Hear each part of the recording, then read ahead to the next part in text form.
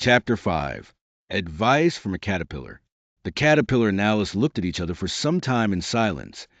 At last the caterpillar took the hook out of his mouth and addressed her in a languid, sleepy voice.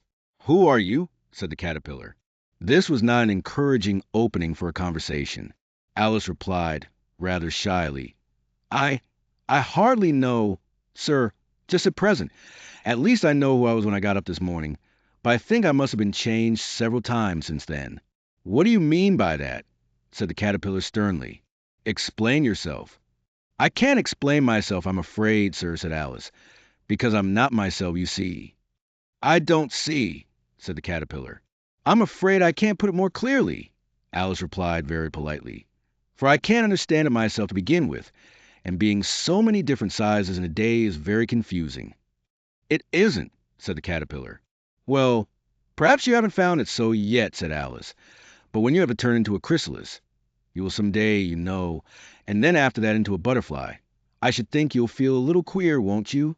"Not a bit," said the caterpillar. "Well, perhaps your feelings may be different," said Alice. "All I know is, it would feel very queer to me." "You!" said the caterpillar contemptuously. "Who are you?" Which brought them back again to the beginning of the conversation. Alice felt a little irritated at the caterpillar's making such very short remarks, and she drew herself up and said very gravely, "I think you ought to tell me who you are first." "Why?" said the caterpillar. Here was another puzzling question, and as Alice could not think of any good reason, and as the caterpillar seemed to be in a very unpleasant state of mind, she turned away. "Come back!" the caterpillar called after her. "I've something important to say." This sounded promising. "Certainly." Alice turned and came back again. "Keep your temper," said the caterpillar. "Is that all?" said Alice, swallowing down her anger as well as she could. "No," said the caterpillar. Alice thought she might as well wait, as she had nothing else to do, and perhaps after all it might tell her something worth hearing. For some minutes it puffed away without speaking, but at last it unfolded its arms, took the hook out of its mouth again, and said, "So you think you're changed, do you?" "I'm afraid I am, sir," said Alice. "I can't remember things as I used, and I don't keep the same size for 10 minutes together." "Can't remember what things?" said the caterpillar. "Well, I've tried to say, 'How doth the little busy bee?' but all came different." Alice replied in a very melancholy voice. "Repeat, 'You are old, Father William,'" said the caterpillar. Alice folded her hands and began. "You are old, Father William," the young man said, "and your hair has become very white, and yet you incessantly stand on your head. Do you think at your age it is right?" "In my youth," Father William replied to his son, "I feared it might injure brain, but now that I'm perfectly sure I have none, why, I do it again and again." "You are old," said the youth, "as I mentioned before, and have grown most uncommonly fat. Yet you turned a back somersault in at the door. Pray, what is the reason of that?" "In my youth," said the sage, as he shook his gray locks, "I kept all my limbs very supple, by the use of this ointment, 1 shilling the box. Allow me to sell you a couple." "You are old," said the youth, "and your jaws are too weak for anything tougher than suet. Yet you finished the goose with the bones and the beak. Pray, how did you manage to do it?" "In my youth," said his father, "I took to the law and argued each case with my wife, and the muscular strength which it gave to my jaw has lasted the rest of my life." "You are old," said the youth. "One would hardly suppose that your eye was as steady as ever, yet you balance an eel on the end of your nose. What made you so awfully clever?" "I have answered 3 questions, and that is enough," said his father. "Don't give yourself airs. Do you think I can listen all day to such stuff? Be off, or I'll kick you downstairs." "That is not said right," said the caterpillar. "Not quite right, I'm afraid," said Alice, timidly. Some of the words had got altered. "It is wrong from beginning to end," said the caterpillar decidedly, and there was silence for some minutes. The caterpillar was the first to speak. "What size do you want to be?" it asked. "Oh, I'm not particular as to size," Alice hastily replied. "Only one doesn't like changing so often, you know." "I don't know," said the caterpillar. Alice said nothing. She had never been so much contradicted in her life before, and she felt that she was losing her temper. "Are you content now?" said the caterpillar. "Well, I should like to be a little larger, sir, if you wouldn't mind," said Alice. 3 inches is such a wretched height to be." "It is a very good height indeed," said the caterpillar angrily, rearing itself upright as it spoke. It was exactly 3 inches high. "But I'm not used to it," pleaded poor Alice in a piteous tone, and she thought of herself, "I wish the creatures wouldn't be so easily offended." "You'll get used to it in time," said the caterpillar, and it put the hookah into its mouth and began smoking again. This time Alice waited patiently until it chose to speak again.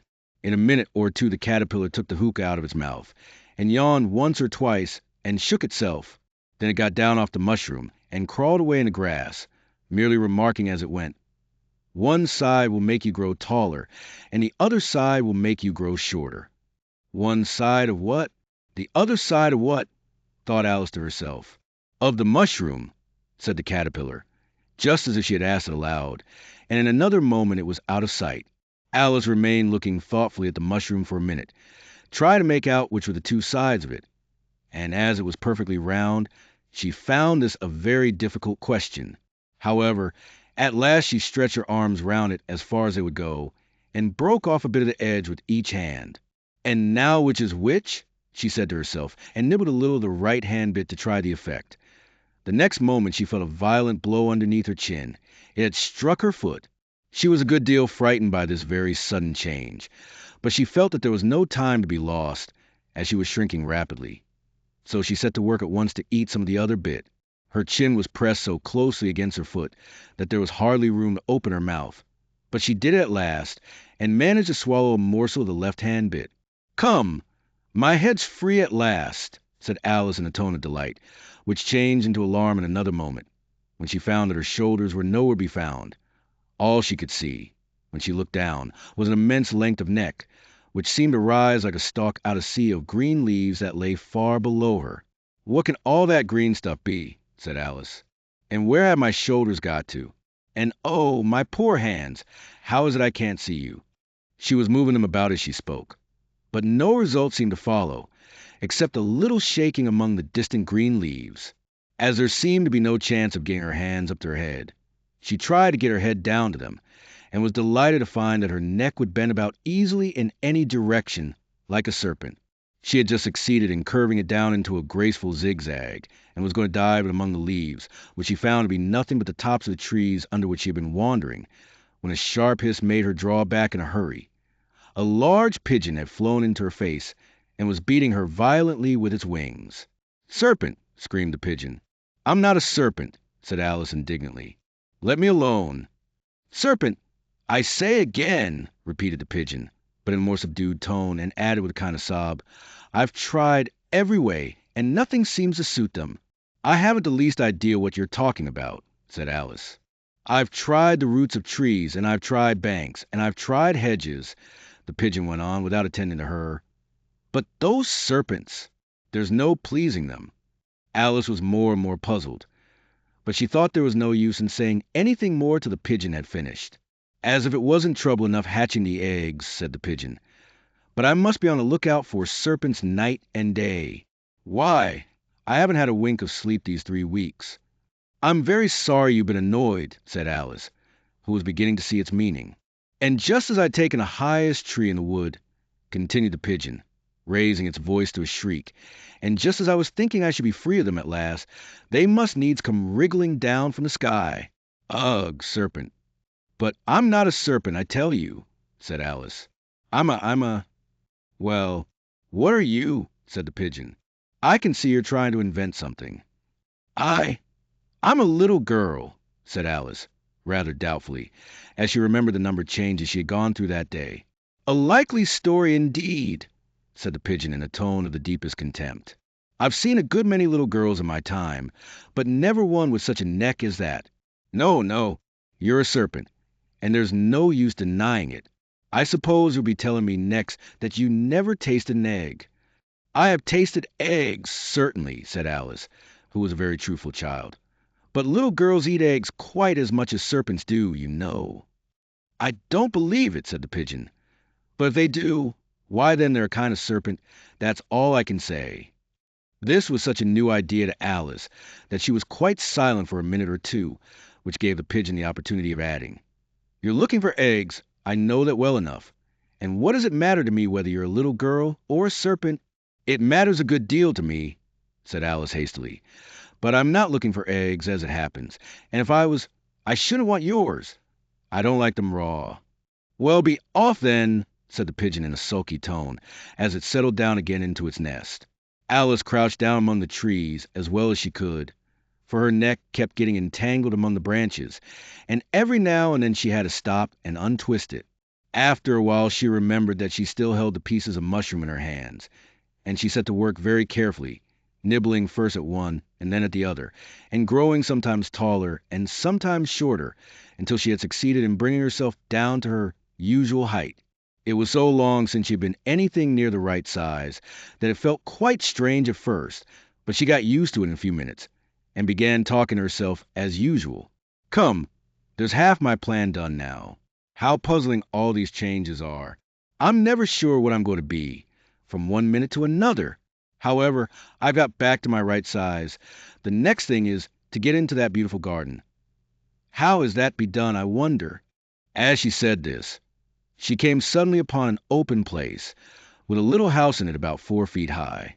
"Whoever lives there," thought Alice, "it'll never do to come upon them this size. Why, I should frighten them out of their wits." So she began nibbling at the right-hand bit again, and did not venture to go near the house till she had brought herself down to 9 inches high.